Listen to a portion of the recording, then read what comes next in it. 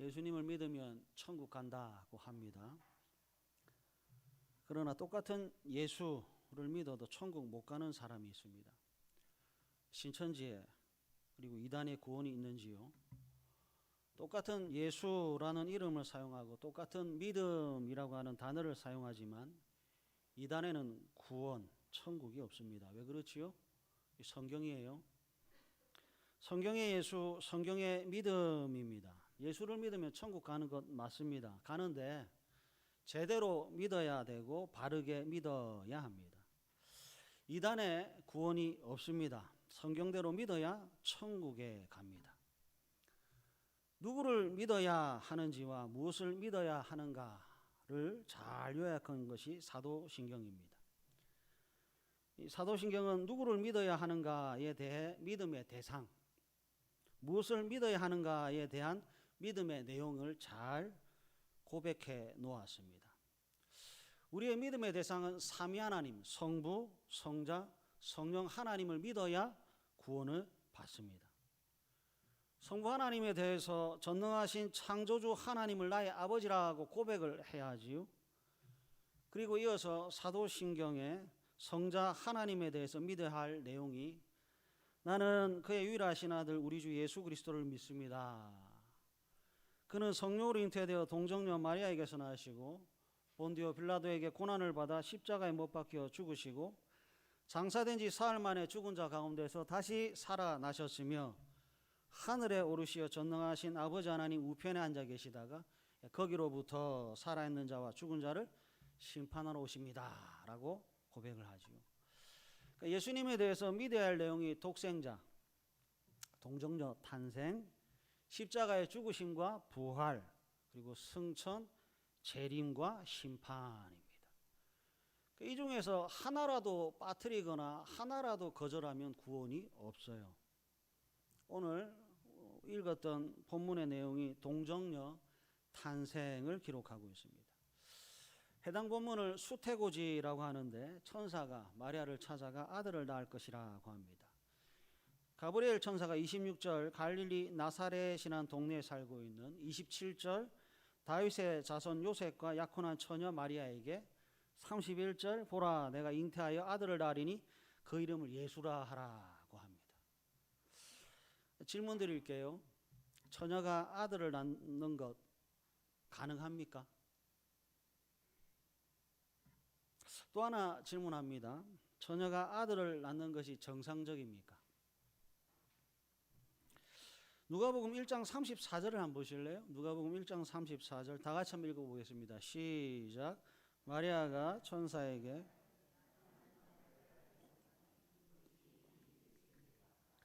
처녀에게 아들을 낳으라고 하니까 마리아가 나는 남자를 알지 못하니 어찌 이 일이 있으리까 하는 겁니다. 그러니까 불가능하다는 거죠. 처녀가 아들을 낳는 것이 가능하지 않고 남자 없이 임신하는 것이 정상적이지 않습니다. 성탄절 아기 예수의 탄생이 여러분 불가능해서 출발했습니다. 정상적이지 않는 방법에서 시작됐습니다. 일반적인 생육법은 남자와 여자의 결혼을 통해서 아들이나 딸이나 낳지요. 남자와 남자, 여자와 여자는 불가능하고 말이 되지를 않습니다. 이것보다 더 불가능하고 말이 되지 않는 것이 뭐냐면 여자 홀로 잉태하는 겁니다. 마리아에게서 아들이 태어나고 태어난 아들은 예수라고 하는 이름을 가질 텐데 태어난 방법이 참 신묘막측합니다. 왜 이렇게 신묘막측할까요? 누가복음 1장 37절 보세요. 대저 하나님의 모든 말씀은 능하지 못하심이 없느니라. 우리가 예배를 시작할 때 사도행전 첫 구절이 나는 전능하신 아버지 하나님 천지의 창조주를 믿습니다. 처녀가 잉태하는 것 불가능하고 처녀가 아들을 낳는 것 정상적이지 않다면, 그래서 불가능하다면 전능하신 하나님이라면 가능하다는 거죠. 무에서 유를 창조하신 하나님, 말씀으로 6일 동안 천지를 창조하신 하나님이라면 가능하다가 오늘 본문입니다. 처녀에게서 아들을 낳게 하실 하나님께서 예수, 그가 자기 백성을 그들의 죄에서 구원할 자를 탄생하게 하실 뿐만 아니라 그가 자기 백성을 그들의 죄에서 구원하시겠다는 것이 누가복음 1장 37절 대저 하나님의 모든 말씀은 능하지 못하심이 없느니라에 담긴 뜻입니다. 불가능이 가능케 되지요. 그래서 은혜입니다. 여러분들이 예수님을 낳게 한 것이 아무것도 없어요. 오로지 성부, 성자, 성령 하나님의 은혜입니다. 질문할게요. 여러분들은 처녀가 잉태한 것이 믿어지나요? 고개 흔들면 구원이 없습니다. 이해가 안 되지요? 성령께서 하시는 일이 그런 거예요. 처녀가 잉태하는 것이 믿어지지 않는 것이 정상입니다. 그러나 성령 하나님 여기 계셔서 이해되지 않는 것을 아멘. 아이의 아버지가 될 남자 없이 임신이 가능합니까? 안 되지요. 그러나 하나님이라면 된다가 우리에게 주신 은혜입니다. 마리아가 믿어지지 않았습니다. 상식 밖의 일이 하나님의 일이고 창조주요 초월의 하나님이라면 얼마든지 가능합니다. 그럼에도 불구하고 왜 하필 처녀가 잉태해야 하는지에 대한 신비는 아직 남아 있습니다. 전능하신 하나님이니까 처녀가 잉태하는 건 얼마든지 가능하죠. 그러나 왜 하필 처녀가 잉태해야 하는지에 대한 신비는 남아 있습니다. 오늘 저하고 말씀을 통해서 요거를 좀 살펴보려고 해요. 왜 하필 처녀가 잉태를 해야 하는가? 누가복음 1장 5절에서부터 7절 말씀 한번 보십시오. 누가복음 1장 5절에서부터 7절 말씀. 유대왕 헤롯 때에 아비야 반열에 제사장 한 사람이 있었으니 이름은 사가랴요 그의 아내는 아론의 자손이니 이름은 엘리사벳이라. 이 두 사람이 하나님 앞에 의인이니 주의 모든 계명과 규례대로 흠이 없이 행하더라. 7절 다 같이 한번 읽어볼까요? 시작. 엘리사벳이 잉태를 못함으로 제사장인 사가랴와 아론의 자손인 엘리사벳이 부부네요. 7절 자식이 없습니다. 나이도 많습니다. 무자하고 불임입니다. 남자와 여자가 만나서 결혼을 했지만 임신을 하지 못한 상태입니다. 그리고 나이가 어느 정도인지는 모르겠지만 임신이 불가능할 나이에 임해 있습니다. 누가복음 1장 13절을 한번 보십시오. 천사가 그에게 이르되 사가랴여 무서워하지 말라. 너의 간구함이 들린지라 내 아내 엘리사벳이 내게 아들을 낳아주리니 그 이름을 요한이라 하라고 합니다. 처녀 마리아에게 나타난 그 천사인지는 모르겠지만 동일하게 수태고지를 하고 있습니다. 그러나 예수가 아니라 요한이 탄생할 것이라고 합니다. 그 다음에 이제 24절을 보시면 이후에 그의 아내 엘리사벳이 잉태하고 합니다. 그러니까 누가복음 1장 37절이 계속 성취가 되고 있는 거죠.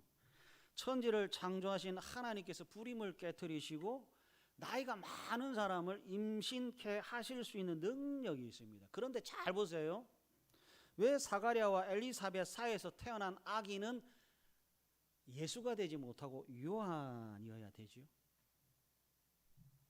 분명히 전능하신 하나님에서 잉태가 했지 않습니까?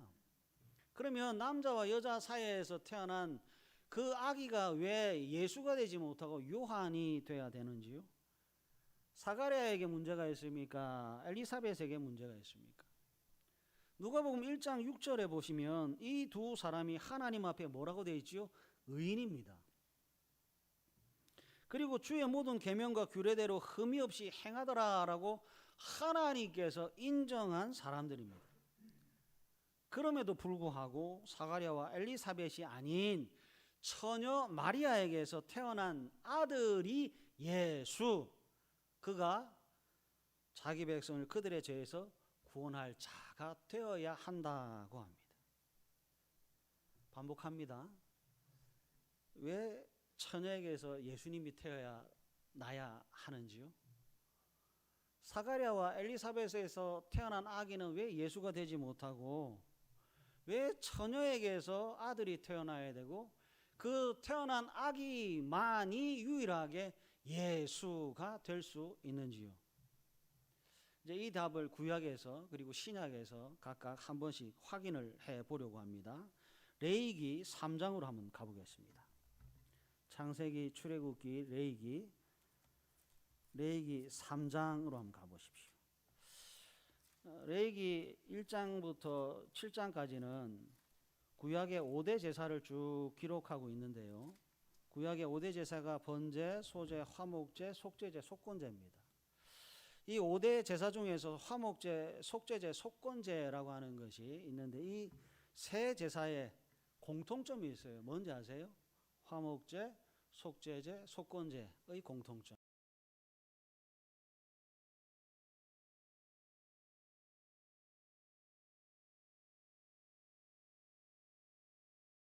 의 제물을 예물로 드리되 소로 드리려면 수컷이나 암컷이나 흠 없는 것으로 여호와 앞에 드릴지니. 화목제를 드려요. 화목제를 드리는데 어떤 제물을 드리는지 잘 보셔야 됩니다. 제물이 뭐지요? 소입니다. 그러니까 수컷도 암컷도 둘 모두 괜찮아요. 다만 흠 없는 것으로 여호와 앞에 드려야 합니다. 다음 레위기 3장 6절 한번 보세요. 3장 6절 다 같이 한번 읽어볼까요? 시작. 만일 여호와께 예물로 드리는 화목제의 제물이 양이면 수컷이나 암컷이나 흠 없는 것으로 드릴지면. 동일하게 지금 화목제를 드리고 있어요. 이번에는 제물이 뭐지요? 양입니다. 양인데 수컷이나 암컷 둘 모두 드릴 수 있네요. 다만 소를 화목제물로 드렸던 것과 마찬가지로 그 앞에 흠 없는 것으로 여호와께 드려라고 합니다. 이번에는 속제제를 한번 살펴보겠습니다. 레위기 4장 3절입니다. 레위기 4장 3절 한번 읽어볼까요? 시작. 만일 기름 부음을 받은 제사장이 범죄하여 백성의 허물이 되었으면 그가 범한 죄로 말미암아 흠 없는 수 송아지로 속죄 제물을 삼아 여호와께 드릴지니. 죄를 누가 지었지요? 제사장이 범죄했습니다. 그래서 하나님으로부터 속죄를 받기 위해 제물을 드리는데 제물이 뭐지요? 수 송아지입니다. 그러나 모든 수 송아지를 하나님께 제물로 사용할 수 있느냐? 없지요. 화목 제물과 마찬가지로 속죄 제물 역시 흠 없는 제물을 하나님께 드려야 합니다. 그 다음 레위기 4장 23절 한번 보십시오. 레위기 4장 23절 또 한번 읽어볼까요? 시작.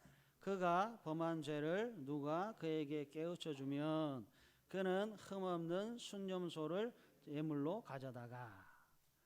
23절에 범죄한 사람 그는 22절에 족장입니다. 한 지파를 다스리는 족장이죠. 이 족장이 하나님께 범죄를 저질렀네요. 하나님으로부터 속죄를 받기 위해서 이제 제물을 드리는데 제사장 때와 다르게 순념소를 예물로 드립니다.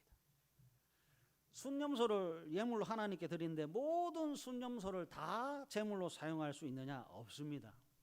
반드시 흠 없는 순념소를 제물로 드려야 됩니다. 범죄의 대상이 제사장과 그리고 족장이 달랐습니다. 대상이 다르니까 제물로 달랐습니다. 그러나 그 드려지는 제물의 공통점은 흠이 없어야 합니다. 다음 레위기 4장 28절 한번 보세요. 레위기 4장 28절 또 한번 읽어봅니다. 시작. 그가 범한 죄를 누가 그에게 깨우쳐 주면 그 흠없는 암염소를 끌고 와서 그 범한 죄로 말미암아 그것을 예물로 삼아. 28절에 그는 27절에 평민의 한 사람입니다. 평범한 한 사람이 이제 하나님께 범죄했네요. 하나님으로부터 죄의 용서를 받기 위해 또 제물을 하나님께 드려야 되는데 제사장과 족장과 달리 이번에는 암염소를 하나님께 제물로 드리고 있습니다. 암염소라고 해서 모든 암염소를 다 드릴 수 있느냐? 아니지요. 오직 흠 없는 암염소만 하나님께 드릴 수 있습니다. 속죄제를 가만히 한번 보세요. 제사장이 범죄했고 족장이 범죄했고 평민의 한 사람이 범죄했습니다. 그 범죄의 대상이 다를 때마다 제물도 다 달랐습니다. 그러나 공통점이 딱 하나 있었죠. 뭐지요? 범죄의 대상에 따라 제물이 달랐지만 모두 다 흠 없는 제물을 하나님께 드려야 했습니다. 그래야 속죄를 받을 수 있습니다. 이제는 속건제 한번 알아볼게요. 레위기 5장 15절입니다. 레위기 5장 15절 다 찾으셨나요? 레위기 5장 15절 다 같이 읽습니다. 시작. 누구든지 여호와의 성물에 대하여 부지 중에 범죄하였으면 여호와께 속건제를 드리되 내가 지정한 가치를 따라 성소의 세겔로 몇 세겔 은에 상당한 흠 없는 순양을 양떼 중에서 끌어다가 속건제로 드려서 성물에 대해서 범죄했습니다. 그래서 하나님께 이제 속건제를 드리는데 제물이 뭐냐 봤더니 순양입니다. 아무런 순양이든 상관이 없는가? 아니요. 흠 없는 순양을 구별해 드려야 합니다. 한 장을 넘기셔서 레위기 6장 6절 한번 보십시오. 레위기 6장 6절 그는 또 그 속건 제물을 여호와께 가져갈지니 곧 내가 지정한 가치대로 양떼 중 흠없는 순양을 속건 제물을 위하여 제사장에게로 끌고 갈 것이요 합니다. 레위기 5장은 하나님의 성물에 대한 범죄이고요. 레위기 6장은 똑같은 속건제이지만 이웃에 대하여 범죄를 저질렀을 때 드리는 속건제를 가리킵니다. 이웃에 대해서 이제 범죄를 저질렀어요. 그래서 순양을 하나님께 드리는데 모든 순양을 가져다가 하나님께 제물로 사용되는 것이 아니라 양떼 중 흠 없는 순양을 속건 제물로 드릴 수 있습니다. 정리를 한번 해볼게요. 화목제, 속죄제, 속건제입니다. 화목제, 하나님과 화목하기 위해서 제물이 필요했습니다. 소를 하나님께 드릴 수 있었고 양을 화목제물로 하나님께 드릴 수 있었습니다. 그러나 모든 소, 모든 양이 아니라 반드시 흠 없는 소를 드려야 됐고 흠 없는 양을 제물로 사용할 때에만 하나님과 화목을 이룰 수 있었습니다. 잘 보세요. 하나님과 화목하는 겁니다. 그래서 내 마음에 들고는 것 가지고 가서 하나님 저하고 친하게 지내요 할 수 없어요. 하나님께서 지정한 그것만 드릴 수 있습니다. 소를 드리고 양을 드릴 수 있는데 반드시 흠 없는 소, 흠 없는 양을 하나님께 제물로 드려야 하나님과 화목 교제할 수 있습니다. 다음 속죄제입니다. 하나님으로부터 용서를 받는 거예요. 가만히 보니까 제사장도 그리고 족장도 평민도 모두가 하나님 앞에 죄를 지었습니다. 그러니까 죄라고 하는 것 앞에서 아무도 안전하지가 않았습니다. 누구든지 죄를 범할 수 있었습니다. 하나님으로부터 죄의 용서를 받기 위해서 동일하게 제물을 하나님께 드려야 했지요. 소가 필요했고 염소가 필요했습니다. 소 중에 수소만 제물이 될 수 있었고 염소는 수컷 암컷 다 가능했지만 소의 제물이든 염소의 제물이든 반드시 그 앞에 흠없는 소, 흠없는 염소여야만 했습니다. 그래야 하나님으로부터 속죄의 은혜가 주어졌습니다. 여러분 구약에 제사 드리는 거 잘 보십시오. 와가지고 앉아있는 사람은 아무도 없습니다. 내가 하나님으로부터 화목하기 위해서는 어떤 제물을 가져가야 할지를 알아야 제사가 됐어요. 내가 하나님으로부터 용서를 받으려면 지정되어 있는 제물을 가져가야만 하나님으로부터 속죄를 받을 수 있었어요. 그냥 덜렁덜렁 와서 앉아있다 가는 사람 아무도 없습니다. 속건제도 마찬가지예요. 사람은 항상 하나님과 사람에 대해서 범죄할 수 있고 죄를 저지를 수밖에 없습니다. 하나님을 향해서 범죄할 수밖에 없고 사람과 사람 사이에서 죄를 지을 수밖에 없었습니다. 그래서 또다시 사람은 죄인인지라 하나님으로부터 용서를 받아야 됐고 그 용서에서는 항상 제물이 필요했습니다. 순양을 제물로 드릴 수 있었고 하나님 앞에 그 순양 중에 흠없는 순양만 제물로 드릴 수 있었습니다. 하나님과 화목하기 위해서 흠없는 제물 필요했죠. 하나님 저를 용서해 주십시오. 속죄받기 위해서 흠없는 제물이 필요했지요. 속건 하나님 저는 하나님의 자녀가 되고 싶습니다 라고 했을 때도 역시 흠없는 제물이 필요했습니다. 제사를 드려야 하는 사람 제물의 종류는 다 달랐습니다. 그러나 화목제나 속건제나 속죄제나 모두 반드시 하나님께 흠 없는 제물을 드려야 했습니다. 누가복음 1장으로 돌아와서 질문합니다. 왜 처녀가 잉태를 해야 할까요? 왜 처녀가 아들을 낳아야 할까요? 왜 사가랴와 엘리사벳 사이에서 태어난 아들은 되지 않을까요? 예수 그가 자기 백성을 그들의 죄에서 구원하기 위해서는 흠이 없어야 되기 때문에 그렇습니다. 원래 여기서 아멘이 나와야 돼요.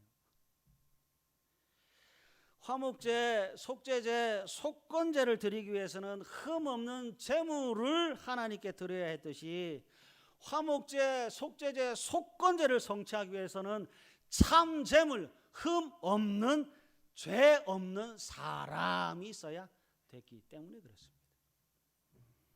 다시 히브리서 7장의 말씀을 통해서 확인하도록 하겠습니다. 히브리서 7장 25절에서부터 28절 말씀입니다. 지금 제가 지금까지 말씀드린 것들이 예수에 대해서 동정녀 탄생에 대해서 믿어야 될 내용입니다. 하나라도 빠뜨리면 구원이 없어요. 히브리서 7장 25절에서부터 28절 말씀 보십시오. 다 같이 한번 읽어볼까요? 시작. 그러므로 자기를 힘입어 하나님께 나아가는 자들을 온전히 구원하실 수 있으니 이는 그가 항상 살아계셔서 그들을 위하여 간구하심이라. 이러한 대제사장은 우리에게 합당하니 거룩하고 악이 없고 더러움이 없고 죄인에게서 떠나 계시고 하늘보다 높이 되시니라. 그는 저 대제사장들이 먼저 자기 죄를 위하고 다음에 백성의 죄를 위하여 날마다 제사 드리는 것과 같이 할 필요가 없으니 이는 그가 단번에 자기를 드려 이루셨음이라. 율법은 약점을 가진 사람들을 제사장으로 세웠거니와 율법 위에 하신 맹세의 말씀은 영원히 온전하게 되신 아들을 세우셨느니라. 아멘. 맞지요?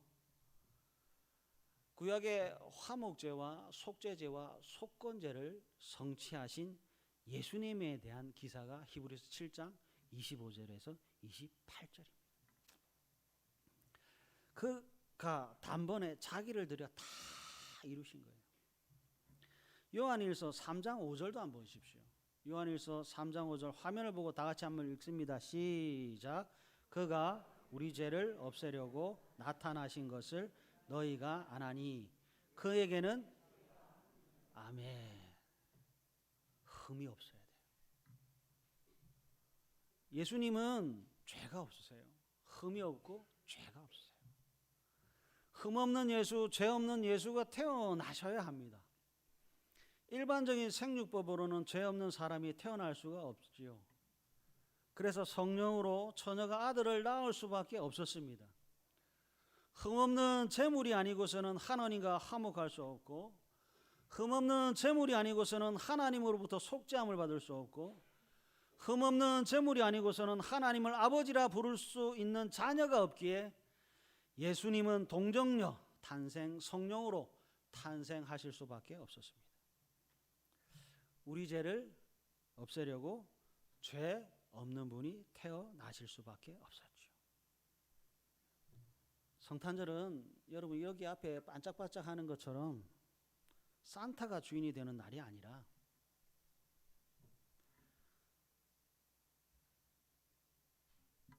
성부, 성자, 성령 하나님이 주인공입니다. 예수 없이 구원이 없고, 예수 없이 생명이 없고, 예수 없이 하나님을 아버지라 부를 수 없기에 하나님께서 선물을 주셨어요. 선물 같은 사람을 우리에게 주셨고, 선물 같은 사랑을 우리에게 베풀어 주셨지요. 예수님은 하나님의 선물이고 우리는 지금 선물 같은 사랑을 하고 있는 중입니다. 여러분 중에 저에게 목사님의 꿈은 무엇입니까? 를 물어보시면 저는 예수님을 사랑하는 것이 제 꿈입니다 라고 대답할 겁니다. 여러분들이 저에게 목사님의 소망은 무엇입니까? 라고 물으시면 저는 예수님을 더욱더 사랑하는 것입니다 라고 대답할 겁니다. 도공은 제일 먼저 흙에 대해서 알아야 되고, 목수는 나무에 대해서 알아야 하고, 성도는 예수님에 대해 깊이 높이 넓게 알고 사랑하는 사람이라고 합니다. 성령이 처녀로, 성령이 사람으로 잉태케 했더니 예수를 태어나게 하셨지요. 성령이 그 속에 있으면 예수의 향기가 되고, 성령이 그 속에 있으면 예수님의 편지가 되고, 성령이 그 속에 있으면 성령의 열매가 된다고 합니다. 믿음의 주를 바라보시고 성령으로 더욱더 거룩한 신부가 되셔서 신랑이 기뻐할 순종의 산 제물이 되시는 우리 모두가 되시기를 간절히 바랍니다. 기도하겠습니다.